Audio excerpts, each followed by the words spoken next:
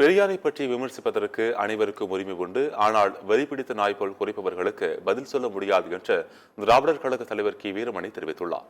சென்னை எழும்பூரில் உள்ள ராஜரத்னம் விளையாட்டு அரங்கத்திற்கு அருகில் திராவிடர் கழகத்தின் சட்டத்துறை சார்பில் நீதித்துறைகளும் சமூக நீதி கோரி ஆர்ப்பாட்டம் நடைபெற்றது. இதற்கு தலைமை வகித்த கி வீரமணி பின்னர் செய்தியாளர்களை சந்தித்தார். அப்போது பெரியார் குறித்த சர்ச்சைக்குரிய வகையில் சீமான் பேசியது பற்றிய கருத்து தெரிவித்த அவர், பைத்தியங்களுக்கு பதில் தேவையில்லை, வைத்தியம்தான் தேவை என்று கூறினார். பெரியாரை பற்றி விமர்சிக்க எல்லாருக்கும் உரிமை உண்டு. ஆனால் அவர்கள் பைத்தியக்காரர்களாக இல்லாமல் அந்த வெறி பிடித்த நாய்கள் மாதிரி குறைக்கின்றவர்களுக்கு பதில் சொல்ல முடியாது. நன்றி, வணக்கம்.